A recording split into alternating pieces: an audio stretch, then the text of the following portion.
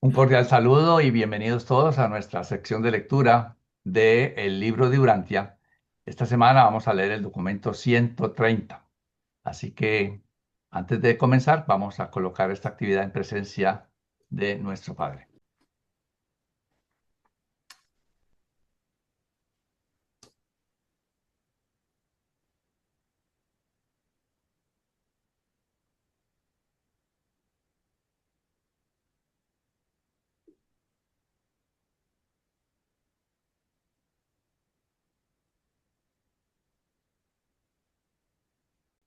Documento 130. En el camino a Roma. La gira por el mundo romano consumió la mayor parte del 28º y todo el 29º años de la vida de Jesús en la tierra. Jesús y los dos nativos de la India, Gonod y su hijo Ganid, salieron de Jerusalén por la mañana del domingo 26 de abril del año 22 después de Cristo. La gira procedió según se la había programado. Jesús se despidió del Padre y el Hijo en la ciudad de Charax, en el Golfo Pérsico, el día 10 de diciembre del siguiente año, 23 después de Cristo. Saliendo de Jerusalén por el camino de Jope, llegaron a Cesarea, donde se embarcaron para Alejandría. Desde Alejandría navegaron hasta Lasea en Creta. Siguieron desde Creta por mar hasta Cartago, haciendo escala en Cirene. En Cartago tomaron un barco para Nápoles, que hizo escala en Malta, Siracusa y Mesina. Desde Nápoles se dirigieron a Capua y desde allí a Roma por la vía Apia. Al cabo de su estadía en Roma, fueron por tierra a Tarento, donde se hicieron a la vela para Atenas, haciendo escala en Nicópolis y Corinto. Desde Atenas fueron a Éfeso, vía Troas, y desde Éfeso por barco a Chipre, parando en Rodas. Permanecieron en Chipre recorriendo la isla y descansando por un periodo prolongado de tiempo antes de zarpar hacia Antioquía en Siria. Una vez en Antioquía, siguieron viaje hacia el sur, hasta Sidón, y de allí a Damasco. Desde Damasco viajaron con una caravana a la Mesopotamia, pasando por Tápsaco y Larisa. Pasaron un período en Babilonia, visitaron Ur y otros lugares, y luego fueron a Susa. Desde Susa procedieron a Charax, en donde Gonod y Ganit se embarcaron rumbo a la India. Durante un período de trabajo de 4 meses en Damasco, Jesús había adquirido los rudimentos del idioma que hablaban Gonod y Ganit mientras estuvo allí.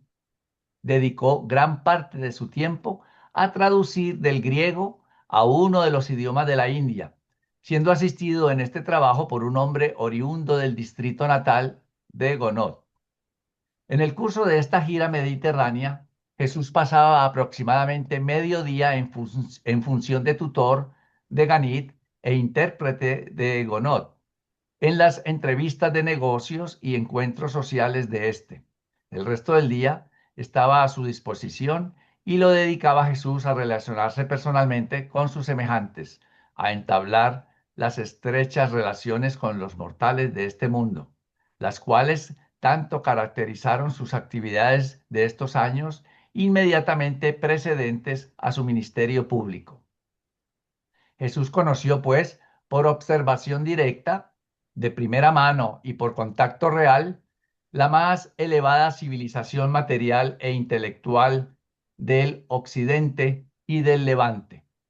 De Gonod y su brillante hijo mucho aprendió sobre la civilización y la cultura de la India y de la China, porque Gonod, que era ciudadano de la India, había hecho 3 largos viajes al imperio de la raza amarilla. Ganit, el joven, aprendió mucho de Jesús durante esta larga e íntima asociación. llegaron a tenerse mucho afecto mutuo y el padre del muchacho trató de persuadir a Jesús en muchas ocasiones de que los acompañara a la India cuando regresaran. Pero Jesús siempre rehusó tal invitación, alegando que era menester volver a su familia en Palestina.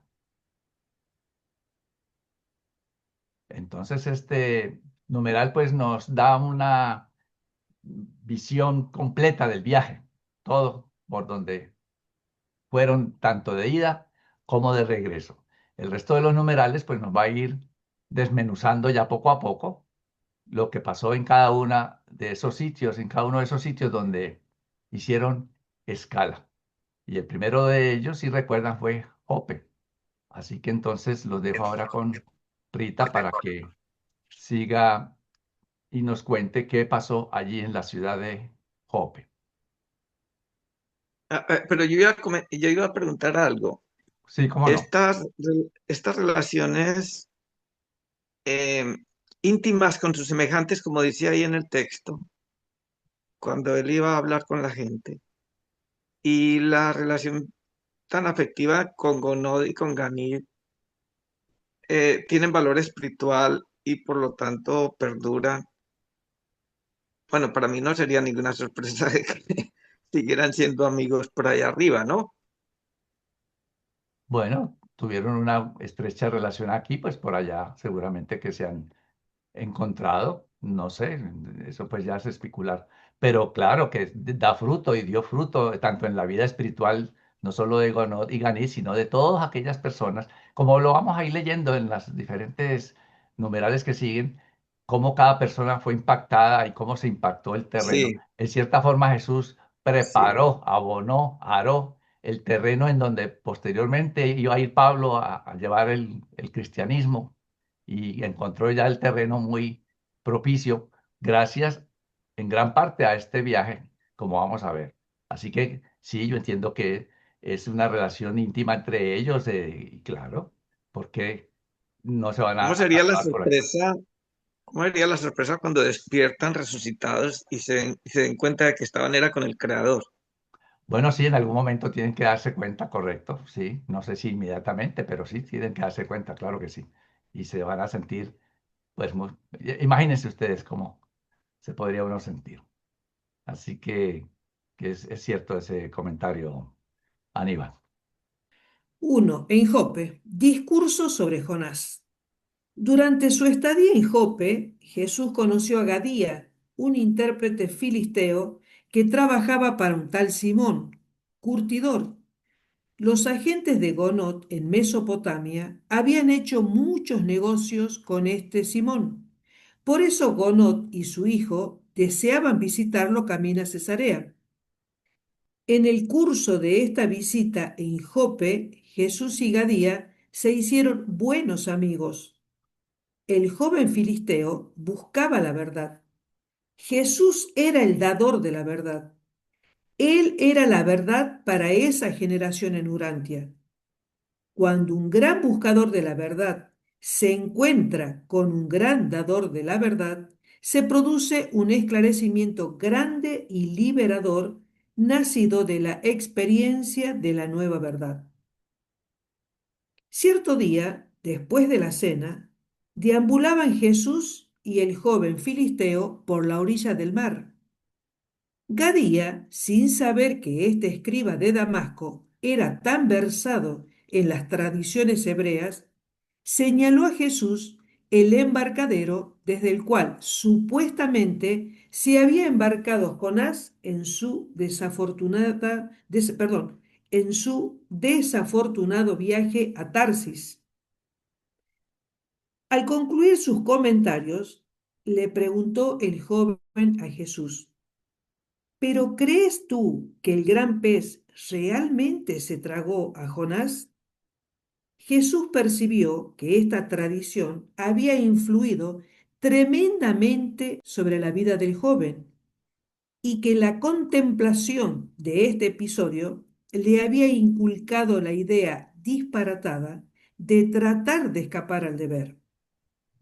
Por lo tanto, Jesús nada dijo que pudiera destruir repentinamente los cimientos de las motivaciones actuales de Gadía para la vida práctica.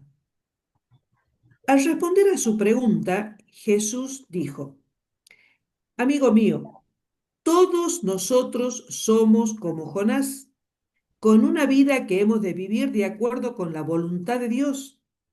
Y cada vez que intentamos escapar al deber que nos impone la vida diaria, fugándonos hacia remotas tentaciones, nos ponemos al instante en las manos de aquellas influencias que no están regidas por los poderes de la verdad ni por las fuerzas de la justicia.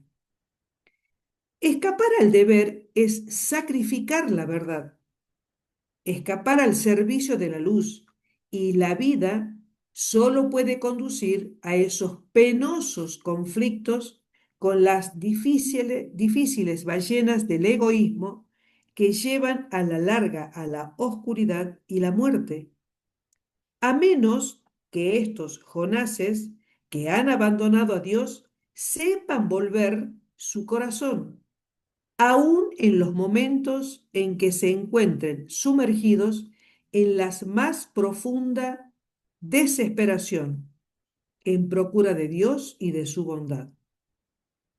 Y cuando tales almas afligidas buscan sinceramente a Dios, hambrientas de verdad y sedientas de justicia, nada podrá retenerlas más en cautiverio.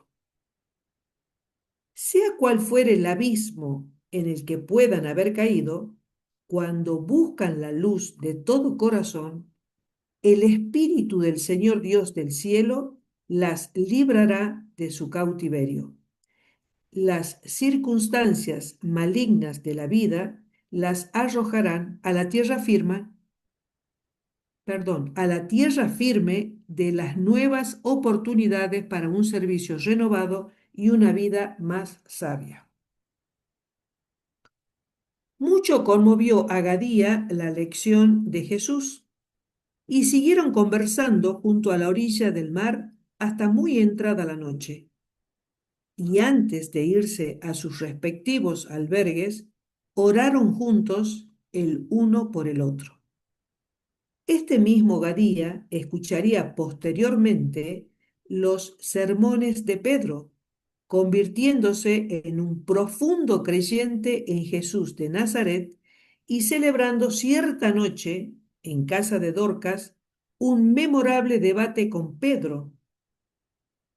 También tuvo Gadía mucho que ver con la decisión final de Simón, el rico mercader de cueros, de abrazar el cristianismo. De acuerdo con el permiso que se nos ha dado en este relato de la obra personal de Jesús con sus semejantes mortales durante la gira por el Mediterráneo, traduciremos libremente sus palabras a una fraseología corriente usada en Urantia al tiempo de esta presentación. La última visita de Jesús con Gadía tuvo que ver con una discusión sobre el bien y el mal. Este joven filisteo estaba bastante atribulado por la sensación de injusticia que le producía la presencia del mal conviviendo con el bien en el mundo. Decía: ¿cómo puede ser que Dios, si es infinitamente bueno, permita que suframos las penas del mal? Después de todo, ¿quién crea el mal? En aquellos tiempos, muchos aún creían que Dios es el creador tanto del bien como del mal. Pero Jesús nunca enseñó tal concepto falaz. Al responder a esta pregunta, dijo Jesús: Hermano mío, Dios es amor, por tanto, Él debe ser bueno. Y su bondad es tan grande y real que no puede contener las cosas pequeñas e irreales del mal. Dios es tan positivamente bueno que absolutamente no hay cabida alguna en él para el mal negativo. El mal es la elección inmadura y el desliz irracional de los que se resisten a la bondad, rechazan la belleza y traicionan la verdad. El mal solo es la inadaptación de la inmadurez o la influencia disociadora y distorsionadora de la ignorancia. El mal es la oscuridad inevitable que pisa los talones del necio, rechazo de la luz. El mal es lo tenebroso y lo falso, y si se le abraza conscientemente y se le endosa voluntariamente, se convierte en pecado. Tu Padre Celestial, al dotarte de la facultad de elegir entre la verdad y el error, creó el negativo potencial del camino positivo de la luz y la vida. Pero tales errores del mal son realmente inexistentes hasta el momento en que una criatura inteligente los quiere existir mediante un acto equivocado al seleccionar él la manera de vivir. Esos males posteriormente son exaltados a la categoría de pecado por elección consciente y deliberada de esa misma criatura obstinada y rebelde. Es por esto por lo que nuestro Padre Celestial permite que el bien y el mal marchen uno al lado del otro hasta el fin de la vida, así como la naturaleza permite que el trigo y la cizaña crezcan juntos hasta el momento de la siega. Gadía quedó plenamente satisfecho con la respuesta de Jesús a su pregunta después de la discusión que mantuvieron. Aclaró en su mente el verdadero significado de estas importantes declaraciones. Bien, ¿algún comentario? Vemos cómo acá en este numeral nos habla, ¿no? de la obediencia, de la misericordia de Dios. Qué importante que es tratar de hacer lo que nos corresponde a diario, ¿no? Como seres humanos, digo. Y sobre todo yo decía, este, que nunca vayamos a perder de vista que en cualquier circunstancia y en cualquier momento nosotros podemos ponernos en oración y pedirle al Padre eh, eh, esa reconciliación con Él y que nos vuelva a encaminar en el camino del bien, ¿no? Después decía, ¿qué otra cosa que rescato de esto yo de decir el libre albedrío que nosotros tenemos para elegir entre el bien y el mal? También, si no interpreto mal, en este numeral nos habla del mal. Y yo me imaginaba, como alguna vez decía Jaime, que el mal está puesto ahí en una botellita como un potencial y que nosotros lo hacemos realidad, digamos. Cuando nosotros tomamos la decisión por el libre albedrío de cometer alguna torpeza o algún mal, este, es cuando nosotros le damos identidad, digamos, a ese mal, ¿no? Y por eso digo de que, bueno, nosotros mismos somos los que traemos el mal y el bien y vamos ahí caminando en ese filo, digamos, y en la medida que vamos creciendo y en la medida que vamos asumiendo y decidiendo hacer la voluntad del Padre y poniéndonos en manos de Él, yo creo que cada vez vamos cometiendo menos errores, ¿no? Bueno, no sé si alguien quiere hacer algún comentario.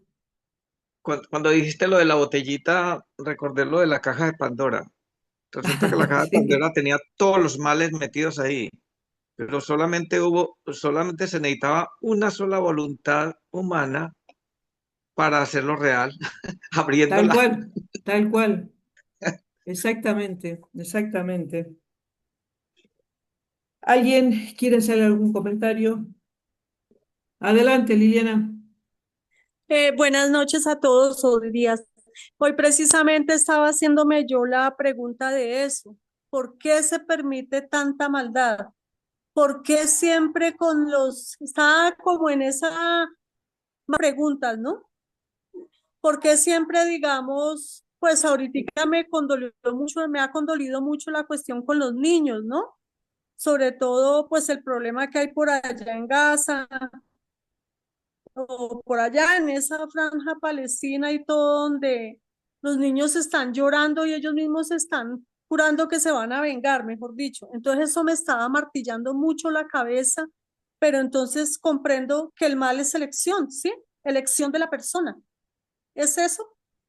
Tal cual, tal cual. Yo creo que todos los actos malos son productos, digamos, de las malas actuaciones de cada uno de nosotros, ¿no? Sí, Que en Dios no hay cabida, digamos, pero no existe la más mínima duda que Él es todo amor y es todo bondad. Es imposible que salga de Él. Sí, adelante, Octavio. sí, sí. Gracias. Buenas tardes, gusto en verlos.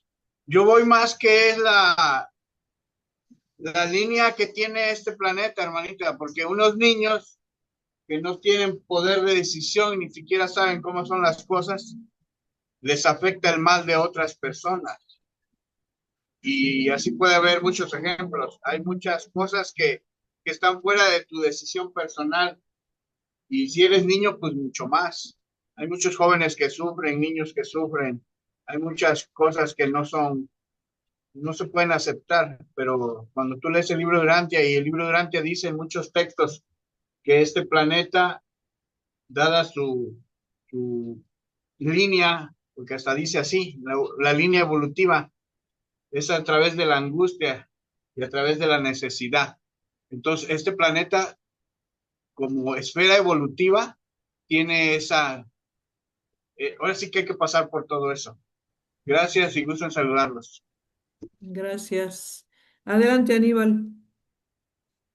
Y el mal es potencial Mm. y no tiene cabida en Dios. No hay forma de que haya una partícula de mal en Dios. Es solamente potencial. Pero Dios también es tan bueno que nos acompaña a nosotros en esas experiencias cuando por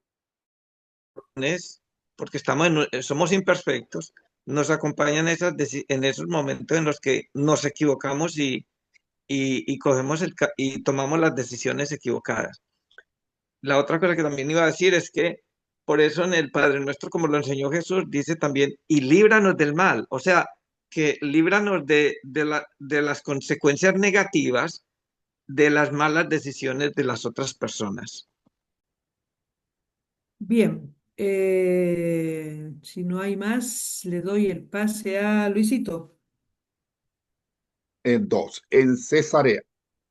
Jesús y sus amigos se quedaron en Cesarea más tiempo del que esperaban porque se descubrió que una de las aspas gigantes del timón de la nave en la que pensaban embarcarse corría peligro de quebrarse.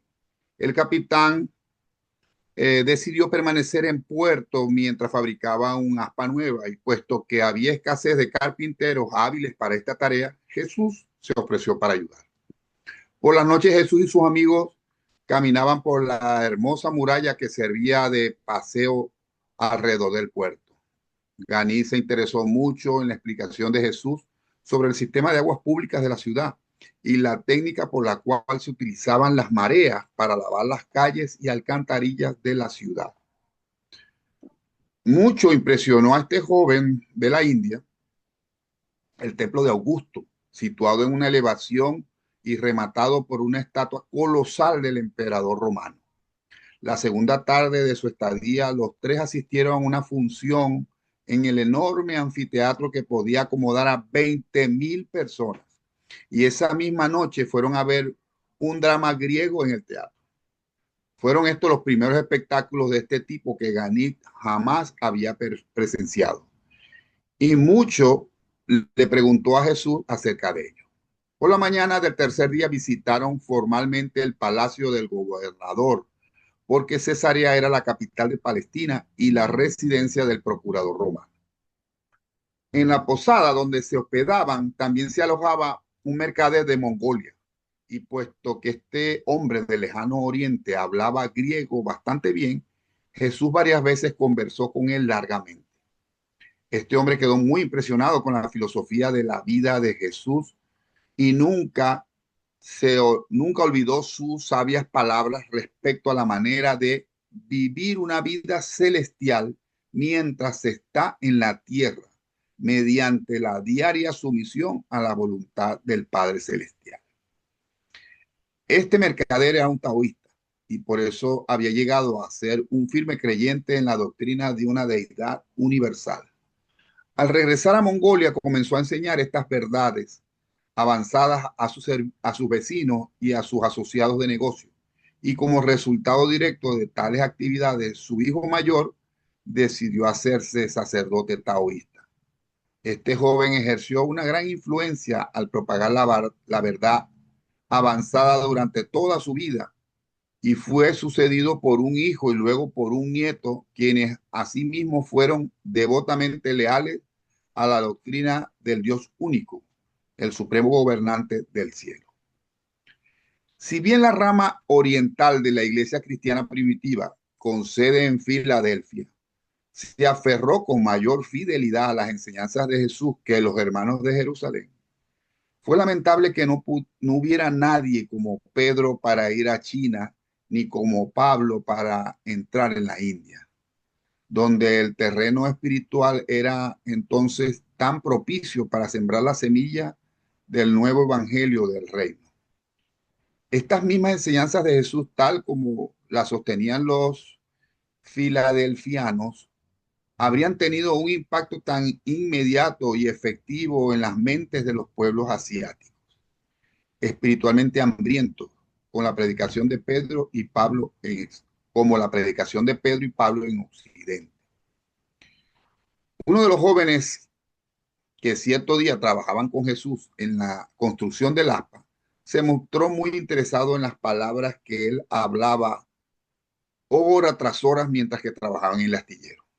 Al sugerir Jesús que el Padre Celestial se interesaba por el bienestar de sus hijos en la tierra, este joven griego, Anaxando, dijo, ese era el nombre del muchacho: si los dioses se interesan en mí, ¿por qué no alejan al capataz cruel e injusto que está a cargo de este taller? Fíjense, eso es lo que estábamos conversando ahora. O sea, personas que reciben el mal de las malas decisiones, las malas acciones, por la ignorancia, por lo que sea, de otras personas, ¿verdad? Es un muchacho que es maltratado por un capataz injusto y le pide a Dios que porque no se lo quita. Vamos a ver la respuesta de Jesús. Se sorprendió cuando Jesús respondió: puesto que conoces los caminos de la amabilidad y valoras la justicia, tal vez los dioses han puesto a este hombre equivocado cerca de ti para que le conduzcas por un mejor camino. Tal vez seas tú la sal que ha de hacer a este hermano más agradable para el gusto de todos los demás hombres. Es decir, si no has perdido tu sabor. Así como están las cosas, este hombre es tu amo porque sus modos malvados ejercen una influencia desfavorable sobre ti. ¿Por qué no afirmar tu señorío sobre el mal por virtud del poder de la bondad, convirtiéndose así tú en el amo en toda relación entre vosotros dos? Puedo predecir que el bien que hay en ti podría vencer el mal que hay en él si le dieras una oportunidad ecuánime y viva. No hay aventura más apasionante en el curso de la existencia mortal que el regocijo de actuar como socio de la vida material que se une con la energía espiritual y la verdad divina en una de sus luchas victoriosas contra el error y el mal. Es una experiencia maravillosa y transformadora tornarse en el canal viviente de la luz espiritual que ha de iluminar al mortal que permanece en la oscuridad espiritual. Si estás más bendecido con la verdad que este hombre, su necesidad debería ser para ti un desafío.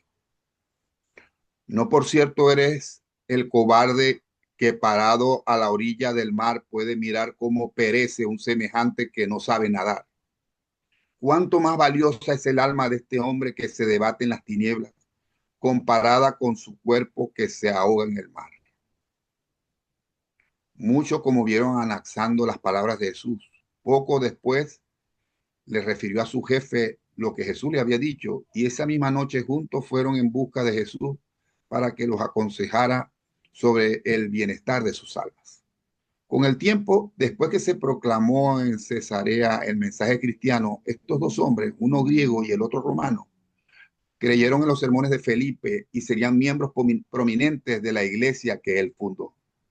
Más tarde, este joven griego fue nombrado el ayudante de un centurión romano, Cornelio, que se hizo creyente a través del ministerio de Pedro. Anaxando continuó ministrando la luz a los que habitaban en las tinieblas hasta los tiempos de la encarcelación de Pablo en Cesarea. Entonces pereció por accidente en la gran matanza de 20,000 judíos mientras estaban socorriendo a los que sufrían y a los moribundos. Por esta época, Ganit había empezado a darse cuenta de que su tutor empleaba sus ratos de ocio en este ministerio personal poco común para con sus semejantes. Y el joven indio decidió descubrir el motivo de esta actividad incesante. Preguntó: ¿por qué te ocupas continuamente de hablar con extraños? Y Jesús respondió: Ganit, ningún hombre es extraño para el que conoce a Dios. En la experiencia de encontrar al Padre en el cielo, descubres que todos los hombres son tus hermanos y que tiene de raro que uno se regocije con el encuentro de un hermano recién descubierto. Conocer a nuestros hermanos y hermanas, entender sus problemas y aprender a amarlos es la suprema experiencia de la vida. Fue esta una conversación que duró hasta bien entrada la noche, en el curso de la cual el joven le pidió a Jesús que le explicara la diferencia entre la voluntad de Dios y ese acto mental humano de elección que también se llama voluntad. En esencia, Jesús dijo: la voluntad de Dios es el camino de Dios, el asociarse con la elección de Dios frente a cualquier alternativa potencial. Hacer la voluntad de Dios, por lo tanto, es la experiencia progresiva de llegar a parecerse cada vez más a Dios. Y Dios es el origen y el destino de todo lo que es bueno, bello y verdadero. La voluntad del hombre es el camino del hombre, la suma y sustancia de lo que el mortal elige ser y hacer. La voluntad es la elección deliberada de un ser consciente de sí mismo que conduce a una decisión y conductas basadas en una reflexión inteligente. Esa tarde Jesús y Ganí se habían divertido jugando con un perro pastor muy inteligente. Y Ganí quería saber si el perro tenía alma, si tenía voluntad, y en respuesta a sus preguntas Jesús dijo: el perro tiene una mente que puede conocer al hombre material, su amo, pero no puede conocer a Dios, que es espiritual. Por lo tanto, el perro no posee una naturaleza espiritual y no puede disfrutar de una experiencia espiritual.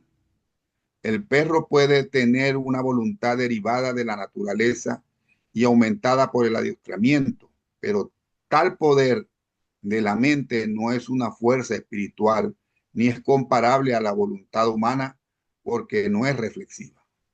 No es el resultado de la discriminación de significados más elevados y morales o de la elección de valores espirituales y eternos. Es la posesión de estos poderes de discriminación espiritual y de elección de la verdad lo que hace al hombre mortal un ser moral, una criatura dotada con los atributos de la responsabilidad espiritual y el potencial de la supervivencia eterna. Jesús siguió explicando que la ausencia de tales poderes mentales es lo que hace para siempre imposible al mundo animal desarrollar un lenguaje en el tiempo o experimentar algo que se parezca a la supervivencia de la personalidad en la eternidad. Como resultado de la lección de este día, Ganí no creyó nunca más en la transmigración de las almas humanas a los cuerpos de los animales. Recuerden que los hindúes creen en la reencarnación y uno de los que creen, porque no todos los que creen en la reencarnación creen que es posible que uno pueda reencarnar en un animal. Entonces, por eso es que dice aquí que Ganí dejó de creer en esa parte de la reencarnación. Al día siguiente, Ganí discutió de todo esto con su padre y fue en respuesta a una pregunta de Gonot que Jesús explicó que las voluntades humanas que tan solo están dedicadas a tomar decisiones temporales relativas a los problemas materiales de la existencia animal, están condenadas a perecer en el tiempo. Las voluntades humanas que toman sinceras decisiones morales y elecciones espirituales incondicionales se van así identificando progresivamente con el espíritu residente y divino, y por eso están transformándose así cada vez más en los valores de la supervivencia eterna, la progresión interminable de servicio divino. Fue este mismo día que oímos por primera vez esa verdad monumental que puesta en términos modernos significaría: la voluntad es esa manifestación de la mente humana que capacita a la conciencia subjetiva a expresarse objetivamente y experimentar el fenómeno de aspirar a ser semejante a Dios. Y es en este mismo sentido en que todo ser humano reflexivo y de mente espiritual puede llegar a ser creativo. Wow, bueno, fíjense todas las lecciones de esta parte del documento, tan interesantes, que toca muchísimos tópicos. Esa parte sobre todo de cómo a veces soportamos males, injusticias o lo que sea, y, y, y una de las razones es para ayudar precisamente a esas personas, ¿no? Y es muy difícil porque uno cuando te están haciendo un mal, lo menos que quiere es amar a esa persona, ¿no? Pero ese realmente es el camino correcto y es parte de lo que se considera ser la voluntad de Dios, ¿no? La voluntad de Dios que, eh, como dice él, también dice ya Jesús, que la voluntad de Dios se expresa en que Él hace llover sobre los campos de los justos y de los injustos. Lo de, porque aquí también todos somos muy afines a tener nuestras mascotas, nuestros perros. Yo por lo menos me maravillo de los perros, yo amo los perros, más que todo cualquier otro animal. Siempre he tenido perros, me gustan más los pequeñitos. Y yo digo, siempre he dicho que si los seres humanos amáramos a las personas como nos aman los perros, yo creo que el mundo sería distinto, porque yo tengo mi perrita cada vez que llego cansado, agotado, ella parece que lo viera, que lo supiera. Lo mismo se da cuenta cuando uno está enfermo o está sufriendo por algo, no sé cómo se entera o cómo lo sabe, no se aparta de la cama, no se queda ahí, se le ve la cara de como quisiera hacer algo. Pero definitivamente tendríamos que aprender mucho de la forma que son los animales. Liliana. Pues mire, respecto a los animales, me deja como un dolor muy grande, casi que desilusión. ¿Por qué? Pues es muy a modo personal, ¿no? No estoy juzgando a nadie, simplemente estoy como evocando mi forma de pensar. A nivel mío, yo sí quisiera que ellos trascendieran humanamente. Sí, sé que no soy nadie, bueno, todo lo que sea, pero es que pienso que ellos merecen más que nosotros, porque en ellos no hay maldad, en ellos hay supervivencia cuando es necesaria, ¿sí?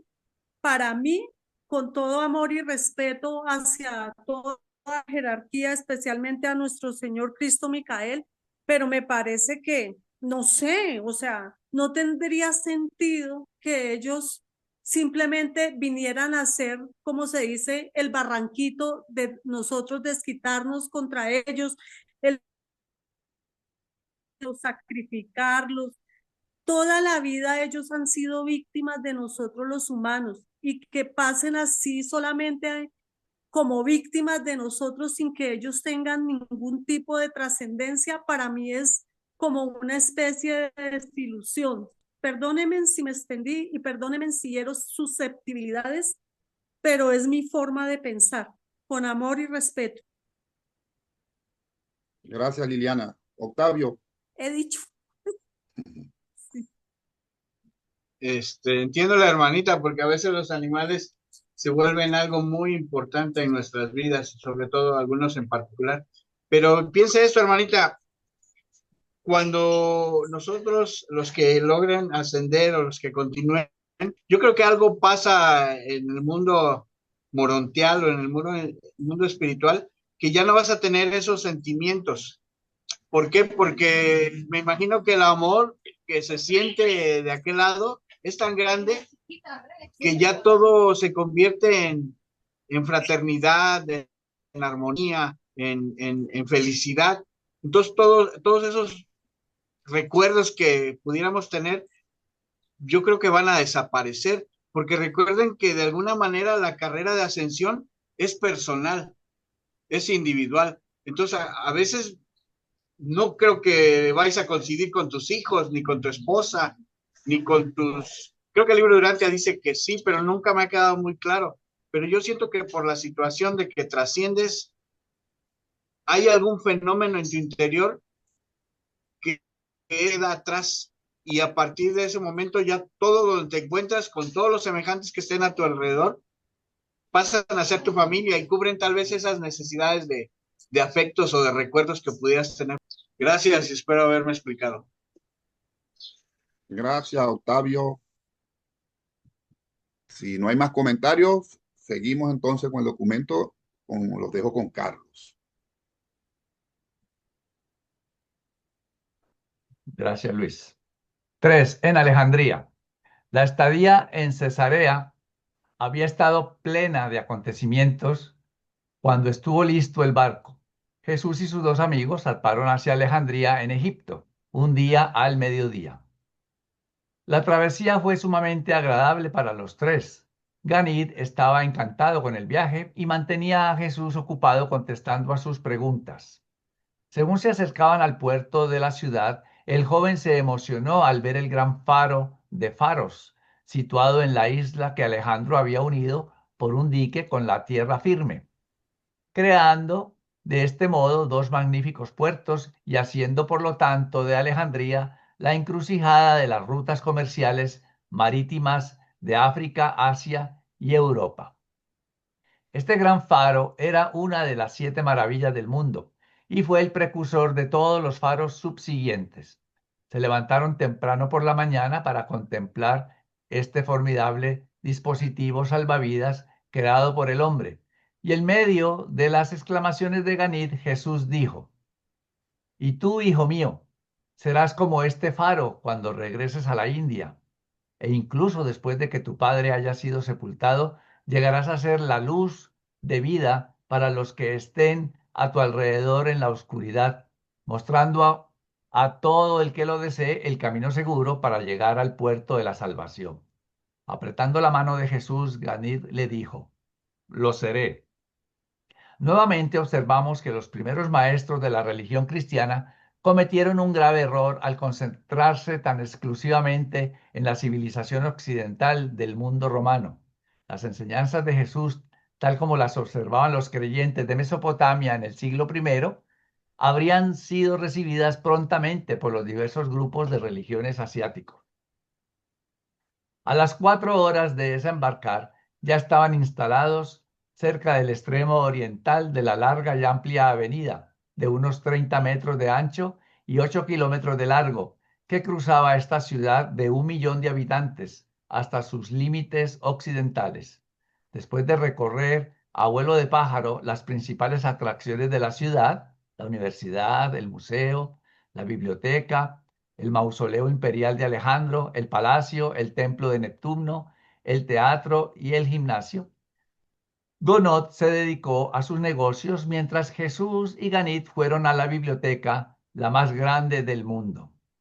Había aquí cerca de 1 millón de manuscritos de todo el mundo civilizado: Grecia, Roma, Palestina, Partia, India, China e incluso Japón. En esta biblioteca, Ganit vio la colección más grande de literatura india de todo el mundo. Y durante toda su estadía en Alejandría, pasaban ellos un rato en este lugar todos los días. Jesús le contó a Ganit que las escrituras hebreas habían sido traducidas al griego en este lugar. Muchos hablaron de todas las religiones del mundo, esforzándose Jesús en señalar a esta mente joven la verdad que se podía encontrar en cada una, añadiendo siempre: pero Yahvé es el Dios que fue desarrollado de las revelaciones de Melquisedec y del pacto de Abraham. Los judíos fueron la progenie de Abraham y posteriormente ocuparon la misma tierra donde Melquisedec había vivido y enseñado, y desde la cual envió maestros a todo el mundo. Y su religión finalmente representó un reconocimiento más claro del Señor Dios de Israel como Padre universal en el cielo que ninguna otra religión del mundo. Bajo la dirección de Jesús, Ganid hizo una recopilación de las enseñanzas de todas las religiones del mundo que reconocían una deidad universal, aunque pudieran otorgar mayor o menor reconocimiento también a deidades subordinadas. Después de mucha discusión, Jesús y Ganid decidieron que los romanos no tenían ningún Dios verdadero en su religión, que su religión era poco más que el culto al emperador. Llegaron a la conclusión de que los griegos habían desarrollado una filosofía, pero difícilmente una religión con un Dios personal. Descartaron los cultos de misterio debido a la confusión de su multiplicidad, ya que los variados conceptos de deidad parecían derivarse de otras religiones y de las religiones más antiguas. Aunque estas traducciones fueron hechas en Alejandría, Ganid no arregló estas selecciones y les añadió sus propias conclusiones personales en forma final, sino hasta cerca del fin de su estadía en Roma. Mucho les sorprendió descubrir que los mejores autores del mundo de literatura sagrada reconocían todos más o menos claramente la existencia de un Dios eterno y estaban en gran parte de acuerdo con respecto al carácter de este Dios y su relación con el hombre mortal. Jesús y Ganid pasaron mucho tiempo en el museo durante su estadía en Alejandría. Este museo no era una colección de objetos raros, sino más bien una universidad de bellas artes, ciencia y literatura. Profesores eruditos dictaban clases diarias allí, y en aquellos tiempos este era el centro intelectual del mundo occidental. Todos los días Jesús interpretaba las conferencias para Ganid. Cierto día, durante la segunda semana, el joven exclamó: Maestro Josué, sabes más que estos profesores. Debes levantarte y decirle las grandes cosas que me has enseñado. Están obnubilados por pensar demasiado. Yo hablaré con mi padre para que así lo disponga. Jesús sonrió y le dijo: Eres un alumno admirador, pero estos maestros no están dispuestos a que tú y yo les enseñemos nada. El orgullo de la erudición no espiritualizada es cosa traicionera en la experiencia humana. El verdadero maestro mantiene su integridad intelectual tan solo si sigue siendo un aprendiz. Alejandría era el crisol de las culturas de Occidente y la ciudad más grande y magnífica del mundo después de Roma. Aquí estaba la sinagoga judía más grande del mundo, el asiento del gobierno del Sanedrín alejandrino, los 70 ancianos dirigentes. Entre los muchos hombres con quienes Gonot hizo transacciones mercantiles, había cierto banquero judío, Alejandro, cuyo hermano, Filón, era un famoso filósofo religioso de esa época. Filón estaba empeñado en la laudable pero extremadamente difícil tarea de armonizar la filosofía griega con la teología hebrea. Ganid y Jesús conversaron mucho acerca de las enseñanzas de Filón y esperaban asistir a algunas de sus conferencias, pero durante todo el periodo de su estadía en Alejandría, este famoso judío helenista yacía en cama enfermo. Mucho había en la filosofía griega y en la doctrina de los estoicos que Jesús recomendó a Ganid, pero le inculcó al muchacho la verdad de que estos sistemas de creencia, así como las enseñanzas de las doctrinas indefinidas de algunos de su propio pueblo, eran religiones solo en el sentido de que conducían a los hombres a encontrar a Dios y a disfrutar la experiencia viviente de conocer al Eterno.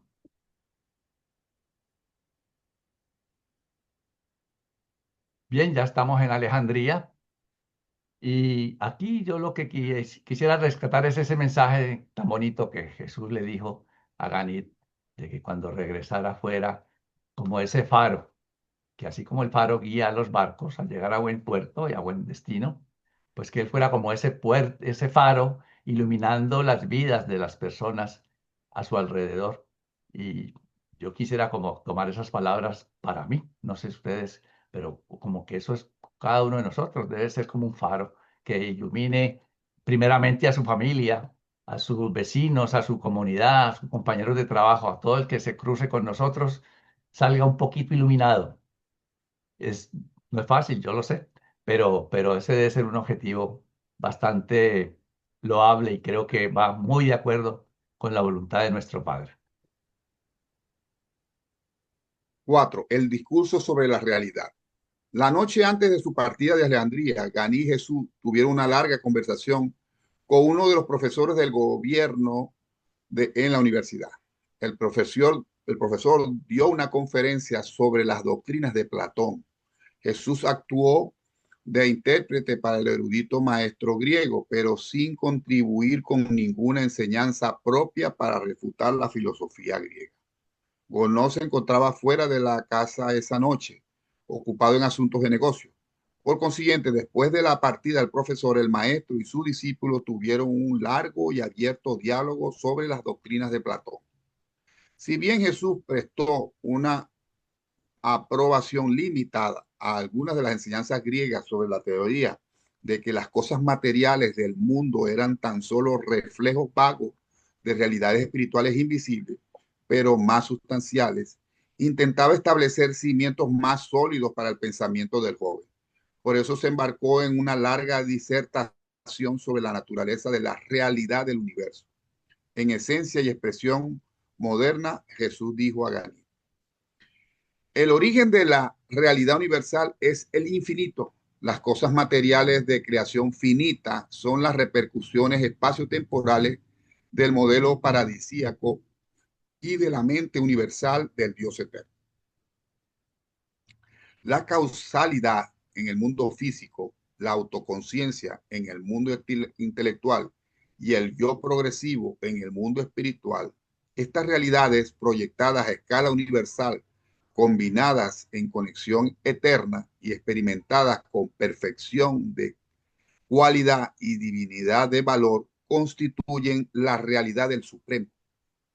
Pero en el universo siempre cambiante la personalidad original de la causalidad, la inteligencia y la experiencia espiritual es inmutable y absoluta. Todas las cosas, incluso en un universo eterno de valores ilimitados y cualidades divinas, pueden cambiar y a menudo cambian, excepto los absolutos. Y aquello que haya alcanzado el estado físico, la adopción intelectual o la identidad espiritual, que es absoluto. El más alto nivel al cual puede llegar una criatura finita es el reconocimiento del Padre universal y el conocimiento del Supremo. Aún entonces, tales seres con destino de finalidad siguen experimentando cambios en los movimientos del mundo físico y en sus fenómenos materiales. Asimismo, permanecen conscientes de la progresión del yo en su continua ascensión del universo espiritual y de conciencia cada vez mayor en su apreciación cada vez más profunda del cosmos intelectual y su reacción al mismo. Solo en la perfección, armonía y unanimidad de la voluntad puede la criatura llegar a ser una con el Creador. Y tal estado de divinidad solo se puede alcanzar y mantener mediante el continuo vivir de la criatura en el tiempo y en la eternidad, conformando constantemente su voluntad personal y finita a la voluntad divina del Creador. Siempre debe ser supremo en el alma y dominar en la mente de un hijo ascendente de Dios el deseo de hacer la voluntad del Padre. Jamás podrá un tuerto visualizar la profundidad de la perspectiva. Igualmente no podrán los materialistas científicos tuertos, ni los místicos y alegoristas espirituales tuertos visualizar correctamente ni comprender adecuadamente las verdaderas profundidades de la realidad del universo. Todos los valores auténticos de la experiencia de la criatura se ocultan en la profundidad del reconocimiento.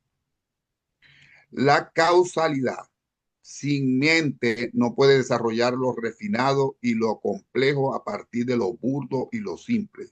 Tampoco puede la experiencia sin espíritu evolucionar los caracteres divinos de eterna supervivencia a partir de las mentes materiales de los mortales del tiempo.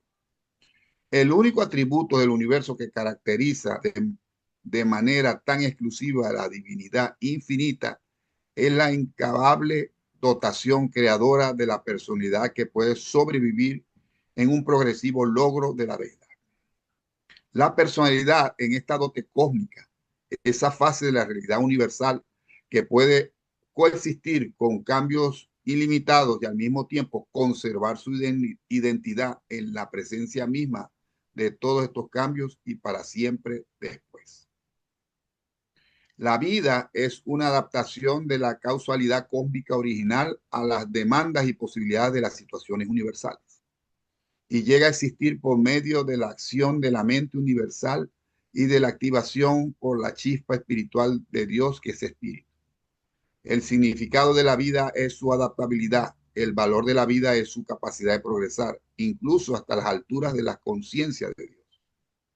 La mala adaptación de la vida autoconsciente al universo produce la desarmonía cósmica.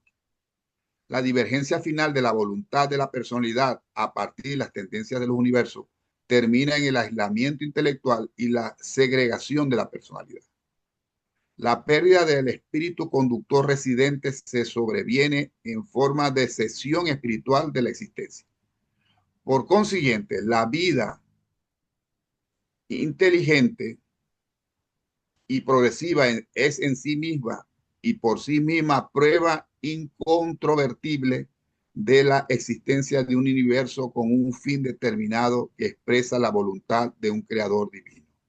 Y esta vida en su conjunto lucha por alcanzar valores más altos, siendo su meta final el Padre Universal. Solamente en cierto grado la mente del hombre es superior a la del nivel animal, aparte de las facultades más elevadas y casi espirituales del intelecto. Por lo tanto, los animales, careciendo de adoración y de sabiduría, no pueden experimentar la superconciencia, la conciencia de la conciencia. La mente animal solo tiene conciencia del universo objetivo. El conocimiento es la esfera de la mente material o discernidora de los hechos. La verdad es el dominio del intelecto espiritualmente dotado que está consciente de conocer a Dios. El conocimiento se puede demostrar, la verdad se experimenta. El conocimiento es una posesión de la mente, la verdad una experiencia del alma, del yo en progresión. El conocimiento es una función del nivel no espiritual. La verdad es una fase del nivel mente espiritual de los universos. El ojo de la mente material percibe un mundo de conocimiento sobre los hechos. El ojo del intelecto espiritualizado discierne un mundo de valores verdaderos. Estos dos puntos de vista, sincronizados y armonizados, revelan el mundo de la realidad, en el cual la sabiduría interpreta los fenómenos del universo en términos de la experiencia personal progresiva. El error, el mal, es el castigo de la imperfección. Las cualidades de imperfección o los hechos de una falsa adaptación se revelan en el nivel material mediante la observación crítica y el análisis científico, en el nivel moral por la experiencia humana. La presencia del mal constituye la prueba de las imprecisiones de la mente y de la falta de madurez del yo evolutivo. El mal es, por lo tanto, también una medida de la imperfección de la interpretación del universo. La posibilidad de cometer errores es inherente a la adquisición de la sabiduría. El esquema de progreso desde lo parcial y lo temporal a lo completo y lo eterno, desde lo relativo e imperfecto a lo final y perfeccionado.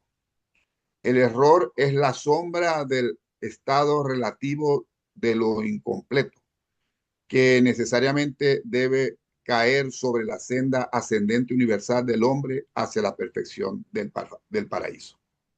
El error, el mal, no es una cualidad real en el universo, es simplemente la observación de una relatividad en el hecho de que la imperfección de lo finito y los niveles ascendentes del supremo y el último están relacionados.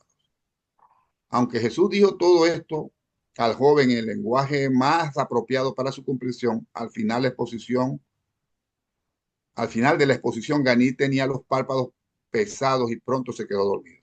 A la mañana siguiente se levantaron temprano para subir al barco rumbo a la Cea en la isla de Creta. Pero antes de embarcarse, el muchacho aún tenía otras preguntas por hacer acerca del mal, de las cuales Jesús replicó. El mal es un concepto de la relatividad. Surge de la observación de las imperfecciones que aparecen en la sombra proyectada por un universo finito de cosas y seres a medida que tal cosmos oscurece la luz viviente de la expresión universal de las realidades eternas del único infinito. El mal potencial es inherente al estado necesariamente incompleto de la revelación de Dios como expresión limitada por el espacio-tiempo de la infinidad y de la eternidad. El hecho de que de lo parcial en presencia de lo completo constituye la relatividad de la realidad. Crea la necesidad de la elección intelectual y establece niveles de valor, de reconocimiento y respuesta espiritual. El concepto incompleto y finito del infinito mantenido por la mente temporal y limitada de la criatura es en sí mismo y por sí mismo mal potencial. Pero el error cada vez más amplio de la deficiencia injustificada en una rectificación espiritual razonable de estas desarmonías intelectuales e insuficiencias espirituales originalmente inherentes equivale a la realización del mal actual, es decir, el mal ya no potencial. Todos los conceptos estáticos muertos son potencialmente malignos. La sombra finita de la voluntad relativa y viviente está en continuo movimiento. Los conceptos estáticos invariablemente atrasan la ciencia, la política, la sociedad y la religión. Los conceptos estáticos pueden representar cierto conocimiento, pero les falta sabiduría y están desprovistos de verdad. Pero no permitas que el concepto de relatividad tanto te desoriente que no puedas reconocer la coordinación del universo bajo la guía de la mente cósmica y su control estabilizado por la energía y el espíritu del Supremo. Una parte bastante compleja, ¿no? Para entender algo que es que todavía para nosotros incluso se nos hace difícil entender la existencia del mal en un Dios. Pero se ve que es un problema de inmadurez, es un problema de nuestra finitud, de no poder entender las cosas como las entiende Dios, que lo ve desde arriba, por decirlo de alguna manera. ¿No? Es como mirar la situación de un bosque metido dentro del bosque, ¿no? Dios mira el bosque desde afuera, desde arriba. Y nosotros no tenemos esa capacidad, por eso nos ofusca el mal, la persona que nos daña, las situaciones que no entendemos. Y por supuesto es lo que acabamos de hablar sobre la realidad. Cada quien interpreta la realidad según sus esquemas, sus creencias y sobre la visión que tiene. Sí, Octavio.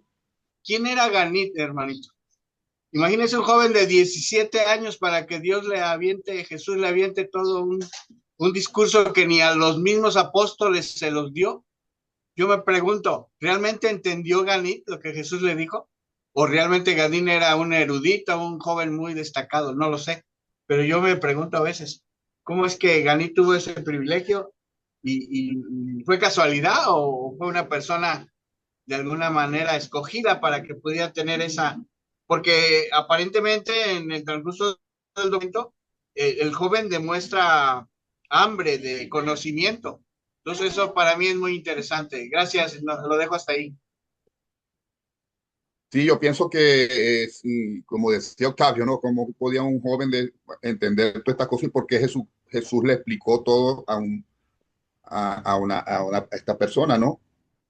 Pero ciertamente vamos a ver en el próximo documento cómo Ganí escribió. Muchas de esas enseñanzas él las escribió, sobre todo lo que hablaron de las religiones, que es lo que vamos a ver en el próximo documento. Este, y supongo que sí, Jesús luego más adelante se lo diría a sus apóstoles, pero ciertamente sí, para nosotros, 2000 años después todavía nos cuesta, se pueden imaginar para unos pescadores poder entender estos conceptos, ¿no? Por eso la revelación es, es parcial, es poquito a poco, es progresiva, ¿no? Porque ni nosotros, todavía nosotros estamos cortos para esta nueva revelación y más todas las que, lo que faltará que no nos pueden decir simplemente porque no lo entenderíamos, ¿no? Pues sí. Vamos a continuar entonces con Rita, os dejo. Gracias, Luisito. 5. En la isla de Creta. Los viajeros no tenían más que un propósito al ir a Creta, y ese era distraerse, pasear por la isla y escalar las montañas. Los cretenses de esa época no disfrutaban de una reputación envidiable entre los pueblos vecinos. No obstante, Jesús y Ganit ganaron muchas almas para los niveles más elevados del pensamiento y de la vida, estableciendo así los cimientos que permitieron la rápida recepción de las enseñanzas evangélicas posteriores cuando llegaron los primeros predicadores de Jerusalén. Jesús amaba a estos cretenses pese a las duras palabras con que Pablo más tarde se referiría a ellos, cuando posteriormente envió a Tito a la isla para reorganizar sus iglesias. En las montañas de Creta tuvo Jesús su primera larga conversación con Gonot sobre la religión, y el padre quedó muy impresionado diciendo, perdón, no me extraña que el chico crea todo lo que le dices, pero yo no sabía que existiese tal religión en Jerusalén, mucho menos en Damasco. Fue durante la estadía en la isla cuando Gonot por primera vez propuso a Jesús que fuera con ellos a la India y Ganí estaba encantado con la idea de que Jesús pudiera consentir a tal arreglo. Cierto día, al preguntarle Ganit a Jesús por qué no se dedicaba a enseñar públicamente, le respondió, Hijo mío, todo ha de aguardar su hora. Naces en el mundo, pero no hay ansiedad ni manifestación de impaciencia capaces de hacerte crecer. En todos estos asuntos hay que darle tiempo al tiempo. Solo el tiempo madurará la fruta verde en el árbol. Una estación sucede a la otra y el atardecer sigue al amanecer solo con el paso del tiempo. Ahora estoy yo camino a Roma con tu padre y contigo, y eso es suficiente por hoy. Mi mañana está totalmente en las manos de mi Padre en el cielo. Y luego procedió Jesús a relatar a Ganit la historia de Moisés y de sus 40 años de vigilante espera y continua preparación. Una cosa sucedió en una visita a Buenos Puertos que Ganit nunca olvidó. El recuerdo de este episodio siempre le hacía desear que pudiera hacer algo para cambiar el sistema de castas de su India natal. borracho degenerado estaba atacando a una joven esclava en la vía pública. Al ver Jesús el apuro de la muchacha, se abalanzó hacia ellos, rescatando a la doncella del asalto del loco. Mientras la niña aterrorizada se agarraba de él, Jesús mantenía al hombre enloquecido a una distancia prudente con su poderoso brazo derecho extendido, hasta que el pobre tipo quedó poco a poco agotado de tanto lanzar golpes furiosos en el aire. Ganit sentía un fuerte impulso de ayudar a Jesús el idioma de la muchacha. Ella podía entender su acto de misericordia y manifestó claramente su gratitud de alma mientras los tres la acompañaban hasta su casa. Fue este tal vez lo más parecido a un enfrentamiento personal con un semejante que Jesús hubiera tenido a lo largo de toda su vida en la carne. Pero esa tarde le costó bastante hacerle entender a Ganit por qué no había golpeado al borracho.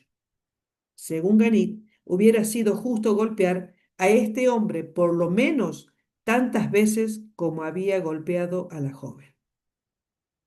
Adelante, Carlitos. Gracias, Rita. El joven que tenía miedo. Mientras estaban en las montañas, Jesús tuvo una larga conversación con un joven que estaba temeroso y abatido, no pudiendo encontrar consuelo y coraje en la relación con sus semejantes. Este joven había buscado la soledad en las colinas, había crecido con un sentimiento de desamparo e inferioridad. Estas tendencias naturales se habían visto acrecentadas por las numerosas circunstancias difíciles que el muchacho había experimentado al crecer, especialmente la pérdida de su padre cuando el niño contaba 12 años. Al encontrarse, Jesús le dijo: Saludos, amigo mío, ¿por qué tan triste en un día tan hermoso? Si algo ha pasado para afligirte, tal vez pueda yo ofrecerte alguna ayuda. En todo caso, es para mí un placer ofrecer mis servicios. El joven parecía no querer hablar. Entonces Jesús probó otra manera para llegar al alma del muchacho, diciendo: Comprendo que te acercas a estas colinas para escaparte de la gente. Por eso es natural que no quieras conversar conmigo. Pero me gustaría saber si conoces bien estas colinas. ¿Conoces la dirección de los senderos? ¿Puedes acaso indicarme el mejor camino a Fénix? Ahora bien, este joven conocía muy bien estas montañas y se interesó mucho por mostrar a Jesús el camino para ir a Fénix, hasta tal punto que dibujó en la arena todos los senderos, explicándole todo detalle. Pero se sorprendió y se llenó de curiosidad cuando Jesús, después de decir adiós y de hacer como si estuviera yéndose, se volvió repentinamente hacia el muchacho diciéndole: Bien sé que deseas quedarte a solas con tu desconsuelo, pero no sería ni amable ni justo de mi parte recibir tan generosa ayuda de ti en cuanto al mejor camino para llegar a Fénix y luego, sin pensar, seguir de largo, sin hacer el menor esfuerzo por responder a tu implorante pedido de ayuda y orientación para encontrar la mejor ruta hacia el destino que buscas en tu corazón, mientras pasas tu tiempo aquí en las colinas. Así como conoces también las sendas que conducen a Fénix, por haberlas recorrido muchas veces, conozco yo el camino a la ciudad de tus decepcionadas esperanzas y de tus ambiciones incumplidas. Puesto que me has pedido ayuda, no te desilusionaré. El joven, casi sobrecogido, apenas y puso a balbucear: pero yo no te pedí nada. Y Jesús, poniéndole suavemente la mano en el hombro, le dijo: No, hijo, nada pediste con palabras, pero supiste hablar a mi corazón con tu mirada llena de anhelo. Hijo mío, para el que ama a sus semejantes es fácil ver una elocuente súplica de ayuda en tu actitud de desaliento y desesperación. Siéntate a mi lado y te diré de las sendas de servicio y de los caminos de la felicidad que conducen de las penas del yo a las alegrías de las acciones de amor dentro de la hermandad de los hombres y en el servicio del Dios en el cielo.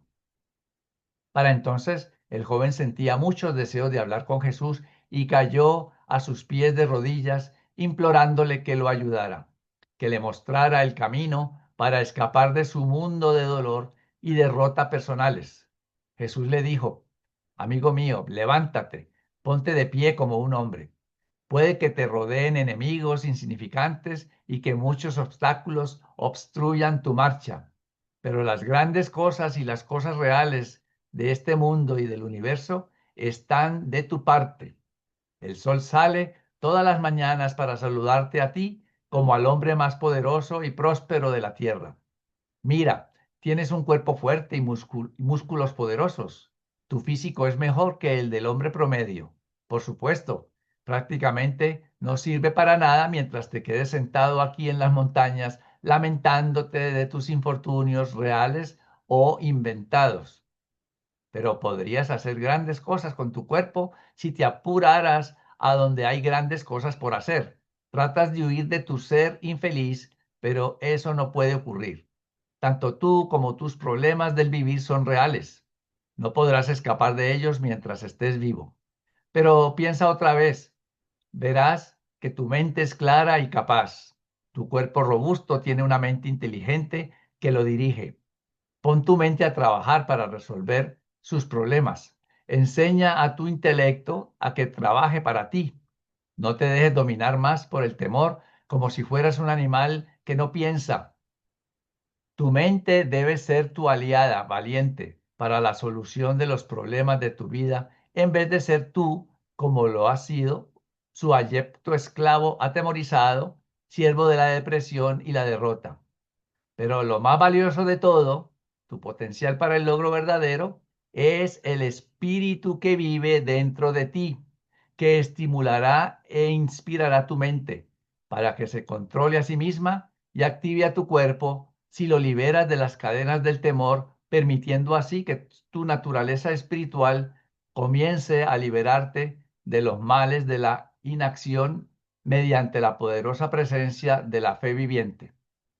Verás entonces que esta fe derrotará el miedo a los hombres mediante la presencia apremiante del nuevo y todo dominante amor por tus semejantes, que pronto llenará tu alma hasta rebasarla, gracias a la conciencia que habrá nacido en tu corazón de que eres un hijo de Dios. Este día, hijo mío, renacerás restablecido como hombre de fe, coraje y dedicado servicio al hombre para la gloria de Dios. Y cuando te hayas reajustado así con la vida dentro de ti, también te habrás reajustado con el universo. Habrás vuelto a nacer, nacer del Espíritu, y de ahí en adelante toda tu vida será un logro victorioso. Los problemas aumentarán tu vigor. La disolución te servirá de acicate. Las dificultades serán un desafío, los obstáculos un estímulo. Levántate, pues, joven. Dile adiós a la vida de terrores humillantes y de evasiva cobardía. Corre, regresa al deber y vive tu vida en la carne como un hijo de Dios, como un mortal dedicado al servicio ennoblecedor del hombre en la tierra, destinado al excelso y eterno servicio de Dios en la eternidad. Este joven Fortunato se convertiría posteriormente en el líder de los cristianos en Creta y el íntimo asociado de Tito en su labor de elevación de los creyentes cretenses. Los viajeros se sentían refrescados y realmente descansados cuando el mediodía de cierto día se dispusieron a zarpar hacia Cartago, al norte de África. Hicieron una escala de 2 días en Cirene. Fue aquí donde Jesús y Ganid le prestaron servicios de primeros auxilios a un joven llamado Rufo, que había resultado lesionado por la rotura de una carreta de bueyes cargada. Lo llevaron a casa con su madre y su padre, Simón, jamás hubiera podido imaginarse que el hombre cuya cruz él cargaría en el futuro por orden de un soldado romano era el mismo extranjero que cierta vez fue amistoso con su hijo.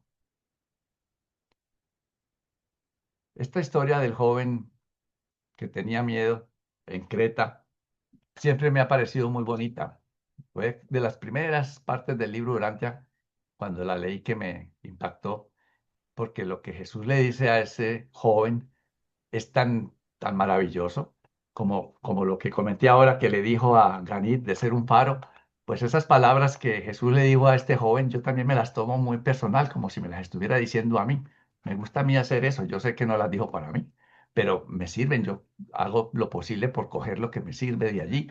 Y las palabras de Jesús, bueno, mire el resultado que dieron. Lo animaron tanto que lo que llegó a ser y lo que vamos a ver. Más adelante en el documento 132, en el 132, cuando Jesús se encuentra con tanta gente, todas esas palabras tienen un efecto particular y muy especial en las personas que las oyen.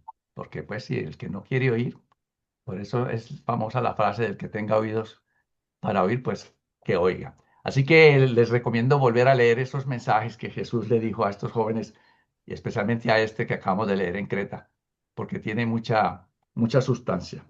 Pues entonces continuamos ahora con Rita para el numeral número 7. En Cartago, el discurso sobre el tiempo y el espacio. La mayor parte del tiempo en ruta hacia Cartago, Jesús conversó con sus compañeros de viaje sobre temas sociales, políticos y comerciales. Casi nada se dijo sobre religión. Por primera vez, Gonot y Ganit descubrieron que Jesús era un buen narrador y le mantuvieron ocupado haciendo que les contara anécdotas de su vida en Galilea. También se enteraron de que él se había criado en Galilea y no en Jerusalén ni en Damasco. Cuando Ganit, habiendo notado que la mayoría de las personas con quienes se encontraban por casualidad se sentían atraídas por Jesús, preguntó qué podía hacer uno para ganar amigos. Su maestro le dijo: interésate por tus semejantes, aprende a amarlos y aguarda la oportunidad de hacer por ellos algo que estás seguro de que ellos quieren. Y luego citó el antiguo proverbio judío: el hombre que quiere tener amigos debe mostrarse amistoso. Como dice Carlito, lo tomemos a esto como un mensaje personal, ¿no?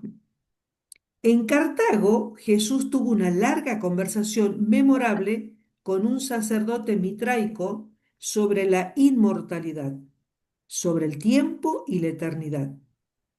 Este persa se había educado en Alejandría y realmente deseaba aprender de Jesús. Puesto en palabras de hoy, he aquí en sustancia lo que Jesús respondió a sus muchas preguntas. El tiempo es la corriente de los acontecimientos temporales percibidos por la conciencia de la criatura. Tiempo es un nombre dado al orden de sucesión por el cual los eventos se reconocen y se segregan.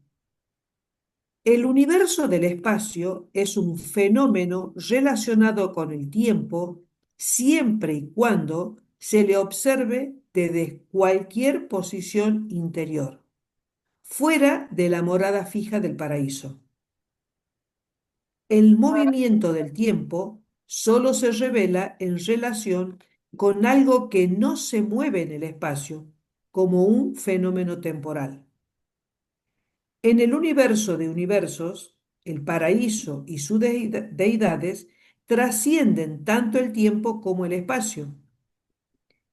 En los mundos habitados, la personalidad humana, habitada y orientada por el espíritu del Padre del Paraíso, es la única realidad físicamente relacionada que puede trascender la secuencia material de los eventos temporales. Los animales no perciben el tiempo como lo hace el hombre, e incluso para el hombre, debido a su visión parcial y circunscrita, el tiempo aparece como una sucesión de acontecimientos, pero según el hombre asciende, según progresa hacia adentro, la visión en aumento de esa procesión de acontecimientos es tal que cada vez más se la discierne en su totalidad. Lo que anteriormente aparecía como una sucesión de acontecimientos se verá ahora como un ciclo completo y perfectamente relacionado. De este modo, la simultaneidad circular desplazará cada vez más la conciencia anterior de una secuencia lineal de los eventos. Hay 7 conceptos diferentes del espacio según está condicionada por el tiempo. El espacio se mide por el tiempo, no el tiempo por el espacio. La confusión del científico surge del fracaso de reconocer la realidad del espacio. El espacio no es meramente un concepto intelectual de la variación en la relación entre los objetos del universo. El espacio no está vacío y la única cosa que el hombre conoce que puede llegar a trascender aún parcialmente el espacio es la mente. La mente puede funcionar independientemente del concepto de que los objetos materiales están relacionados con el espacio. El espacio es relativa y comparativamente finito para todos los seres del estado de las criaturas. Cuanto más se acerca la conciencia al conocimiento de las 7 dimensiones cósmicas, tanto más el concepto de espacio potencial se acerca a la ultimidad. Pero el potencial del espacio es realmente último tan solo en el nivel absoluto.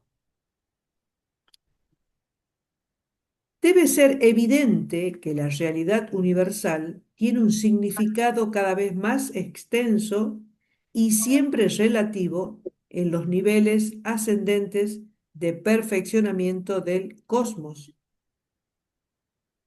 Últimamente, los mortales supervivientes alcanzan la identidad en un universo de 7 dimensiones.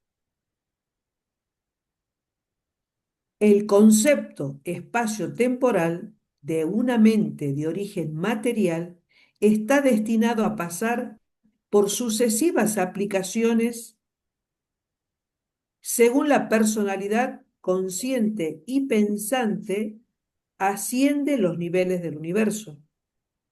Cuando el hombre alcanza la mente intermedia entre los planos material y espiritual de la existencia, sus ideas del tiempo-espacio se expandirán enormemente, tanto en lo que respecta a la calidad de la percepción como a la cantidad de la experiencia. Los conceptos cósmicos cada vez más amplios de una personalidad espiritual que está avanzando se deben al aumento tanto en la profundidad del discernimiento como en el alcance de la conciencia. A medida que la personalidad procede hacia arriba y hacia adentro, a los niveles trascendentales de la semejanza de la deidad, el concepto del espacio-tiempo se acercará cada vez más a los conceptos sin tiempo y sin espacio de los absolutos. Relativamente y de acuerdo con el logro trascendental, estos conceptos del nivel absoluto han de ser contemplados por los hijos de destino último. Lo único que puedo agregar de acuerdo a mi modesta interpretación es que a medida que nos vamos espiritualizando cada vez más, vamos a ir encontrándonos y vamos a ir acercándonos a ese lugar donde no existe el tiempo y el espacio. 8. En el camino a Nápoles y Roma. La primera escala camino a Italia fue en la isla de Malta. Aquí Jesús tuvo una larga conversación con un joven desalentado y descorazonado llamado Claudo. Este muchacho había contemplado quitarse la vida, pero después de conversar con el escriba de Damasco dijo, voy a enfrentar la vida como un hombre. Ya basta con hacer el papel de cobarde. Voy a volver con mi gente y empezar de nuevo. Yo me imagino que Jesús le dijo a este muchacho algo muy similar a lo que le dijo al otro allá en Creta. Poco tiempo después, él se convertiría en un predicador entusiasta de los cínicos y más tarde se uniría a Pedro para proclamar el cristianismo en Roma y en Nápoles. Y después de la muerte de Pedro fue a España a predicar el Evangelio, pero nunca supo que el hombre que lo inspirara en la isla de Malta era el mismo Jesús a quien posteriormente proclamaría el libertador del mundo. Pasaron una semana completa en Siracusa. El evento más notable de esta escala fue la rehabilitación de Esdras, el judío descarriado, que estaba a cargo de la taberna en donde Jesús y sus compañeros se hospedaban. Esdras estaba encantado con la actitud de Jesús y le pidió que lo ayudara a volver a la fe de Israel.